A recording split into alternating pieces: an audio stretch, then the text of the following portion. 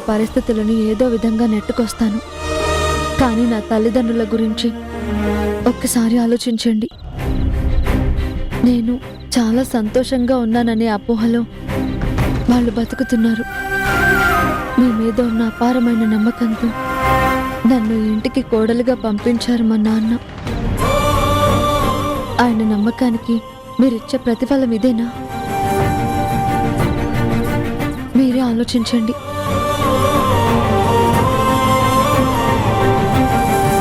నిజమేనమ్మా, నేను చెయ్యాలనుకున్నది చేశాను, కానీ సక్రమంగా చేయలేదు. చేయాల్సిన పద్ధతిలో చేయలేదు.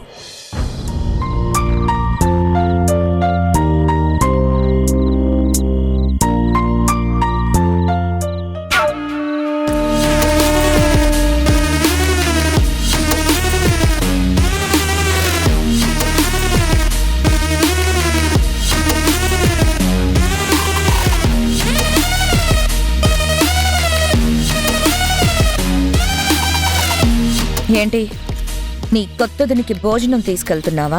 అవును. తప్పు చేస్తున్నావు రేణు. నీ దృష్టిలో తప్పేమో, నా దృష్టిలో కాదు. నీ దృష్టిలో అది తప్పు కాకపోవచ్చు, కానీ మీ అమ్మ దృష్టిలో అది నేరం. అది తెలిసే ఉషాకి అన్నం తీసుకెళ్తున్నావా? ఆ మాటకొస్తే నేరం అనే మాట నీకు వర్తిస్తుంది వదినా. ఆకలితో కూర్చున్న వదినతో అడ్డదిడ్డంగా మాట్లాడావు. పాపం నీ మాటలు తట్టుకోలేక అన్నం తినలేకపోయింది. అన్నాన్ని గౌరవించకుండా వెళ్ళిపోయింది. ఆవిడ గురించి నువ్వు వకాల్తా తీసుకున్నావా? అన్నాన్ని గౌరవించాలో లేదో పక్కన పెట్టొదినా, కానీ ఇక్కడ మనుషుల్ని గౌరవించే వాళ్ళే కరువైపోయారు. రేణు, నేను నీ వదిననే మాట మర్చిపోయి నోటికొచ్చింది మాట్లాడుతున్నావు. నీ తోడికోడలనే గౌరవం చిన్నదినికి నువ్విచ్చావా? లేదు కదా. చూడరేను, ఇప్పుడు నువ్వు చేసే పని అత్తయ్య గారికి అస్సలు నచ్చదు. ఆ ఉష గురించి ఆలోచించి అత్తయ్య గారితో నువ్వు చివాట్లు తినకు. చూడొదినా, నువ్వు ఈ ఇంట్లోకి కోడలుగానే అడుగు పెట్టావు, కానీ నేను కూతురిగా ఈ ఇంట్లో పెరిగాను. నీకు మా అమ్మ పద్ధతులు మాత్రమే తెలుసు, నాకు మా అమ్మ మనస్తత్వం కూడా బాగా తెలుసు. మా అమ్మ చిన్నదిన్ని ఈ ఇంటి కోడలిగా అంగీకరించకపోవచ్చు, కానీ ఒక మనిషిగా గుర్తిస్తుంది. నువ్వింకా ఇలాగే వాదిస్తే ఈ విషయం నాన్నకు చెప్పాల్సి వస్తుంది.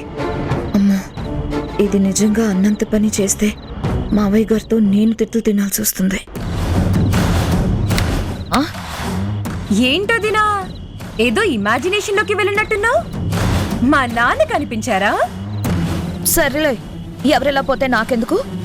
అత్తయ్య గారు కంటపడితే నిన్నెక్కడ తిడతారో అని కాస్త హెచ్చరించాను. నీకు తిట్లు తినడమే బాగుంటుందనుకుంటే తీసుకెళ్లి మీ వదినికి పెట్టు. నువ్వు పక్కకు జరిగితే నేను వెళ్తాను.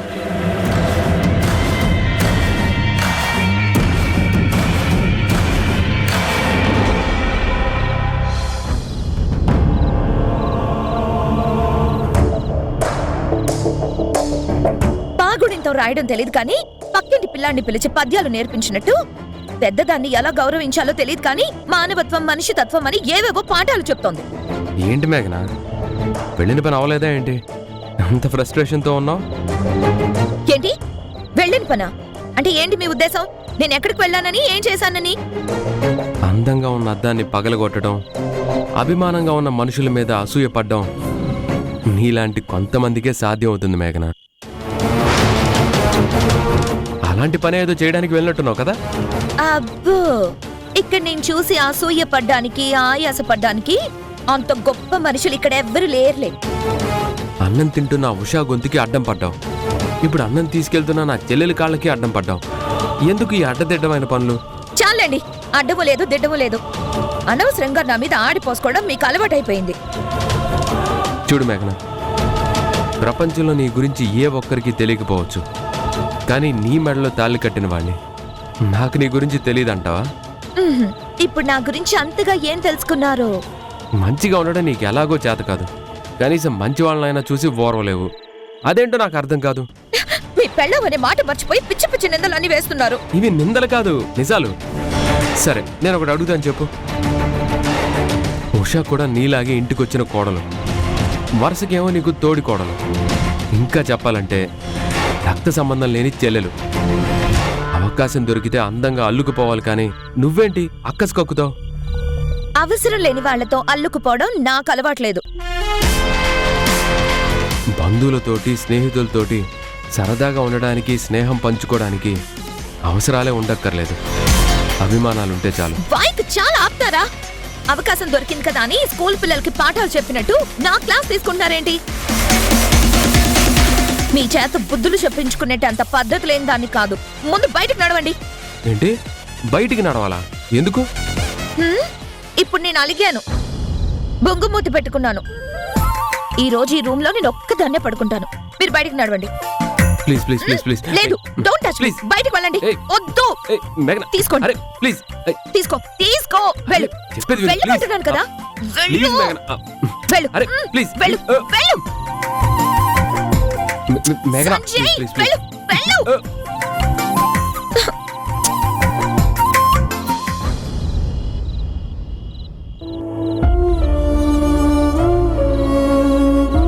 ఇంటికొచ్చిన కొత్త మనుషులకి పచ్చడి పప్పనమే అలవాటు అనుకుంటాను. పంచభక్ష పరిమాణాలను చూసి తినగలరో లేదో. అయినా తింటున్న భోజనానికి విలువివ్వకుండా, కలిసి తింటున్న సాటి మనుషుల్ని గౌరవించకుండా ఇలా మధ్యలో లేచే అలవాటు మీ అమ్మా నాన్న నేర్పించారా?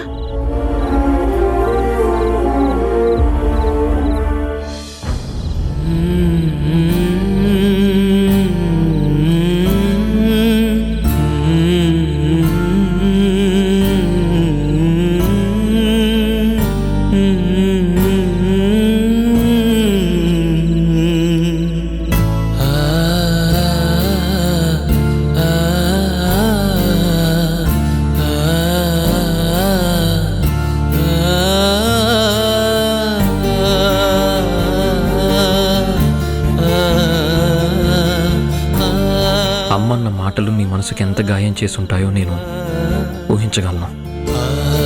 అదంతా మర్చిపోమని నేను సులువుగా చెప్పలేను, కానీ మర్చిపోక తప్పదని మాత్రం చెప్పగలను.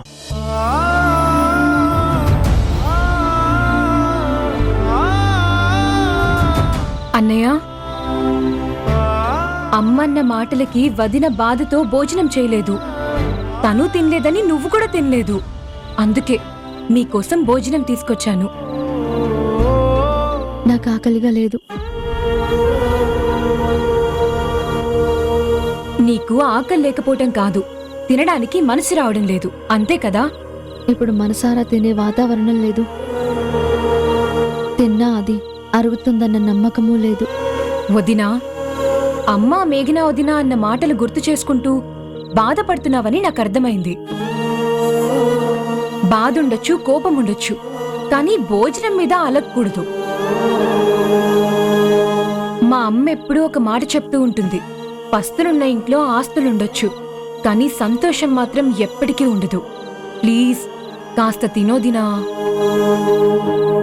అన్నయ్య, నువ్వైనా వదిన చెప్పు. ఉషా,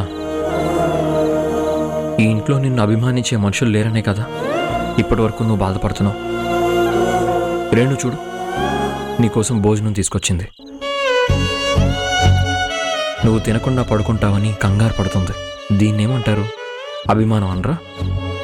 నీ మీదున్న ప్రేమనరా? ఈరోజు రేణు నీ మీద అభిమానం చూపించినట్టే రేపు అమ్మ కూడా నీ మీద అభిమానం చూపిస్తుంది. కాకపోతే దానికి కొంచెం టైం పడుతుంది.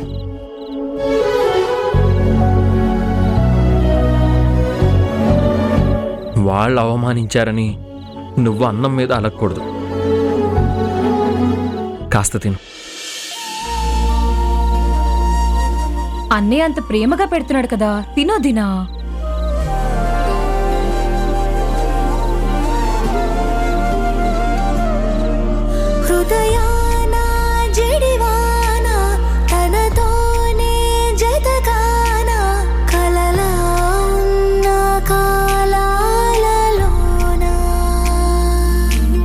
సహవాసం కుదిరేనా, తనతోటే నడిచానా. ఏమైంది? నేను తినలేదని మీరు కూడా సరిగ్గా తినలేదు కదా. ఉసురే ఉసురే వెనకే తిరిగే, ఇకపై నీదే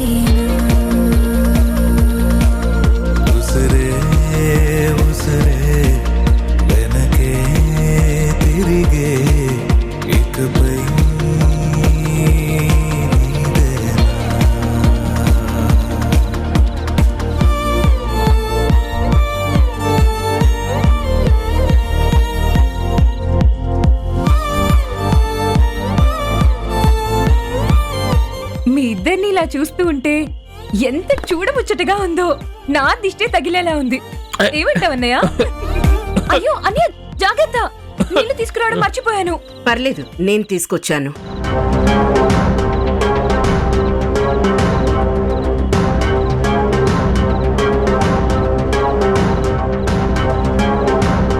తాగు.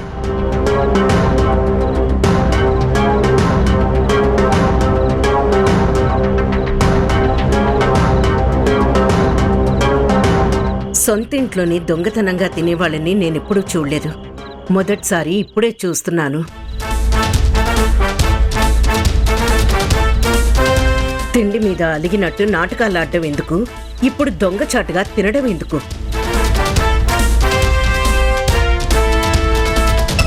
ఈ ఇంట్లో మనుషుల మధ్య కోపాలు తాపాలు ఉండుండొచ్చు, కానీ నోటి దగ్గర తిండిని లాక్కునేంత పాపాత్ములు ఎవ్వరూ లేరు.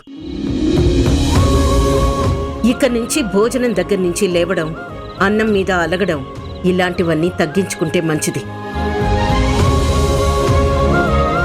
ఈ చేత్తో ఎంతో మందికి అన్నం పెట్టిందాన్ని సొంతింట్లో వాళ్ళని పస్తులతో పడుకోబెడుతుందనే అపవాదు నాకు రానివ్వకండి. అర్థమైందా?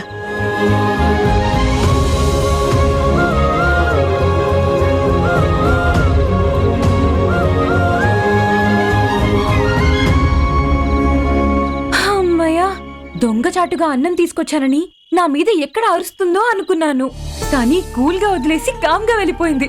Thank god. Good night. Bye bye. విన్నావుగా, అమ్మకి నువ్వు చేసిన పని మీద కోపం తప్ప నీ మీద కోపం లేదు. నిన్ను ఈ ఇంటి మనిషిలాగా కలిపేసుకుంది. అత్తయ్య తన పిల్లలతో ప్రేమున్నట్టు మాట్లాడుతున్నాను అనుకుంటున్నారు, కానీ ప్రతి మాట వెనుక అహంకారం తప్ప అభిమానం ఏమాత్రం లేదు.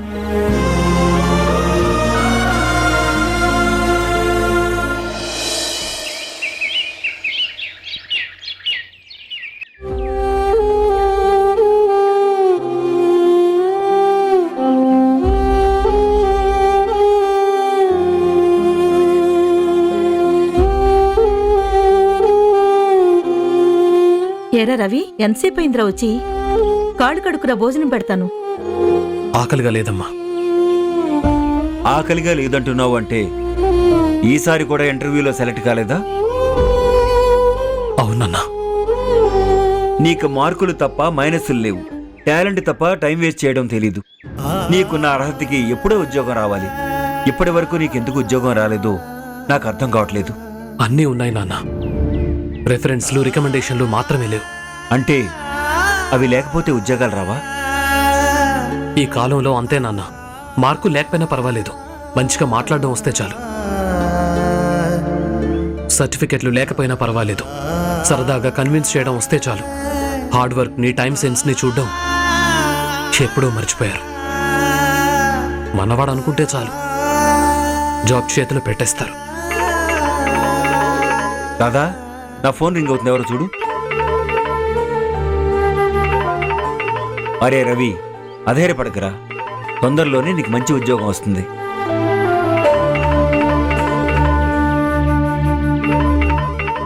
అన్నయ్య గారు ఫోన్ చేస్తున్నారే. హలో అన్నయ్య గారు, ఎలా ఉన్నారు? నేను బానే ఉన్నానమ్మా. ఇంతకీ ఉషా ఎలా ఉంది? టైంకి తింటుందా? అవన్నీ నేను ఇంటికొచ్చి మాట్లాడతలే అమ్మా. ఇంతకీ వాడేం చేస్తున్నాడు? ఏముంటుందన్నయ్య, ఎప్పుడూ ఉండేదే. ఇంటర్వ్యూలో జాబ్ రాక బాధపడుతున్న కొడుకుని ఓదార్స్తున్నారు. అలా ఓదార్చడం తప్ప ఇంకేం చేయగలరు? ఉద్యోగం రాని కొడుకు ఇంట్లో ఉంటే తండ్రికి భారమే కదా అన్నయ్య. రాధా, ఇవన్నీ వాడికి ఎందుకు చెప్తున్నావు? అన్నయ్య గారే కదా, ఆ మాత్రం చెప్తే తప్ప? సంతోషాలను పంచుకోవాలి, కష్టాల్ని దాచుకోవాలి, ఈ మాత్రం కూడా తెలియదా నీకు? అదేంటండి అలా ఫోన్ పెట్టేశారు? అన్నయ్య గారితో మాట్లాడరా? నేను తర్వాత మాట్లాడతానులే. సంతోషాన్ని పంచుకోవాలి, కష్టాన్ని దాచుకోవాలి అనుకుంటే ఇక కష్టకాలంలో మనల్ని ఎవరు చూస్తారు? ఎవరు సహాయపడతారు? ఇంకా ఇంత చాదస్తంగా ఎందుకు ఆలోచిస్తున్నారో నాకు అర్థం కావడం లేదు.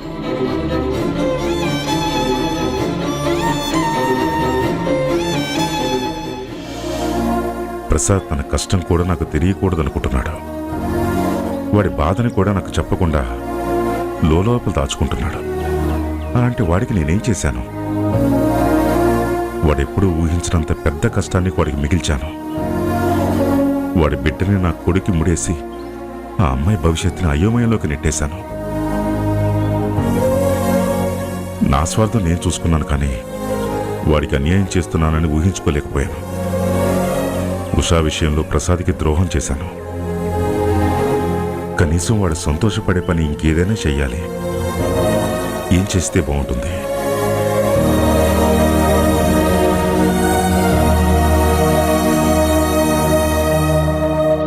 ఏంటి నాన్న సీరియస్గా ఆలోచిస్తున్నారు? ఏం లేదురా, ప్రసాద్కి ఫోన్ చేశాను. ఒకసారి వాడి ఇంటికెళ్ళి మాట్లాడదాం అనుకున్నాను, కానీ వాడి పరిస్థితి బాలేదనుకుంటా. అందుకే వెళ్ళాలా వద్దని ఆలోచిస్తున్నాను. ఏమైంది నాన్న? కొడుక్కి ఉద్యోగం లేదనే బాధలో ఉన్నట్టున్నాడు. వాడి కొడుక్కి జాబ్ వస్తే వాడు కాస్త సంతోషంగా ఉంటాడు. మనకింత పెద్ద కంపెనీ ఉంది, మన కంపెనీలోనే ఏదో ఒక జాబ్ ఇద్దాం అనుకుంటున్నాను. అది మీ చేతిలో పని నాన్న. ఎలాగో కోదాడ బ్రాంచ్లో గోడౌన్ మేనేజర్ పోస్ట్ ఖాళీగానే ఉంది కదా, దానికోసం ఆల్రెడీ ఇంటర్వ్యూస్ కూడా పిలుస్తున్నాం. ఒకసారి అతన్ని రమ్మని చెప్పండి, జాబ్ ఇద్దాం.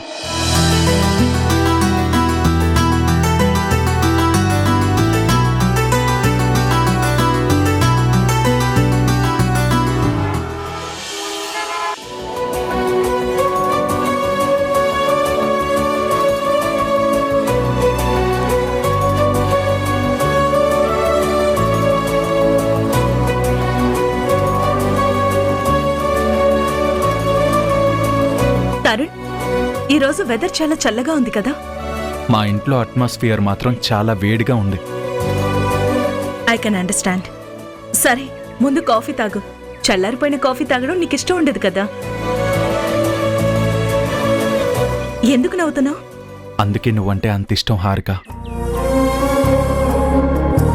నా ఇష్టాల గురించి ఎప్పుడు పట్టించుకుంటావు, నా తప్పుల్ని ఎప్పుడు ఒకేలా తీసుకుంటావు. నేను జస్ట్ ఆ ఇంట్లో ఉన్నానంతే. సంతోషాన్ని పంచుకోవడానికి ఎవ్వరూ ఉండరు, కష్టం వస్తే ఓదార్చడానికి ఎవ్వరూ ఉండరు. ఒక్కోసారి అనిపిస్తుంది ఆ ఇంట్లోంచి బయటకు వచ్చేస్తే బాగుంటుంది అని. తరుణ్, నువ్వు ఎప్పుడు ఏ పొరపాటు చేయవని నా ఉద్దేశం. ఈ పని చేస్తే మాత్రం ఖచ్చితంగా పొరపాటు చేశావని అనుకుంటాను. అదేంటి హారిక అలా అంటావు? నేను ఆ ఇంట్లో నుంచి బయటకు వచ్చేస్తే అది నా అహంకారం అని మీ అమ్మగారు సర్ది చెప్పుకోగలరు. కానీ కన్న కొడుకు కాదని బయటకు వెళ్ళిపోతే ఆ కన్న పేగు తట్టుకోలేదు. తన ప్రేమ మీదే తనే అనుమానపడతారు. హారిక, అమ్మని ఇంతగా అర్థం చేసుకుంటావు కదా, మరి అమ్మ అడిగింది మాత్రం ఎందుకు చెయ్యవు? మీ అమ్మగారు అడిగింది నేను చెయ్యని తప్పుకి క్షమాపణ చెప్పమని. ఆత్మాభిమానమున్న ఏ ఆడపిల్ల చెయ్యని తప్పుని ఒప్పుకోవాలనుకోదు. చెయ్యని తప్పుని ఒప్పుకోమని నేను కూడా అనడం లేదు. కాకపోతే కొన్ని చూసి చూడనట్టు పోవచ్చు కదా అంటున్నాను. చూడు తరుణ్, మీ అమ్మగారిని నేను గౌరవిస్తాను. అలాగే నా ఆత్మాభిమానాన్ని కూడా నేను వదులుకోలేను. అది సరే, కానీ ఇంట్లో వాతావరణం వేడిగా ఉందన్నావు, ఎందుకని? కిరణ్ చేసిన పని వల్ల కిరణ్కి సంతోషం లేదు, ఆ పెళ్లి చేసిన నాన్నకి సంతోషం లేదు, ఆ పెళ్లి చేసుకుని కోడలిగా ఇంట్లో అడుగుపెట్టిన ఉషాకి కూడా సంతోషం లేదు. తనకు వ్యతిరేకంగా వీళ్ళందరూ ఈ పని చేశారని అమ్మకి సంతోషం లేదు. ఎవ్వరూ సంతోషంగా లేనప్పుడు ఆ ఇల్లులా ఎలా ఉంటుంది? ఇంట్లో అందరూ ఉంటారు, కానీ ఎవ్వరూ లేనట్టే అనిపిస్తుంది. ఇట్స్ ఓకేలే తరుణ్, ప్రతి కుటుంబంలోనూ సమస్యలు మామూలే. కొన్నాళ్ళకవి చల్లారిపోవడమూ మామూలే. ఏదో ఒక రోజు అందరూ బావుంటారని ఆశిస్తున్నాను. అవును, ఉషాన్ చూడాలని లేదా? చూడాలనే ఉంది, కానీ చూసే అవకాశం ఎక్కడుంది? నో ప్రాబ్లం, త్వరలోనే అందరం కలుద్దాం, ఓకేనా? సరే, మరి నేను బయలుదేరతాను. ఇంకాసేపు ఉండొచ్చు కదా? నీకు డ్యూటీకి టైం అవ్వట్లేదా? మా అమ్మా నాన్న కూతురు ఎంత పద్ధతిగా ఉన్నా, ఎంత ధైర్యవంతురాలైనా, ఆ అమ్మకి మాత్రం నోటి నిండా ప్రశ్నలే. ఎక్కడికి వెళ్ళావు, ఏం చేస్తున్నావు, ఎందుకు లేట్ అయింది, ఇంతవరకు పనేంటి అని ఇలా 1,00,000 ప్రశ్నలు రెడీగా ఉంటాయి. వాటికి జవాబు చెప్పే కన్నా టైంకి ఇంటికి వెళ్ళిపోవడం బెటర్. సరే పద. Waiter, bill.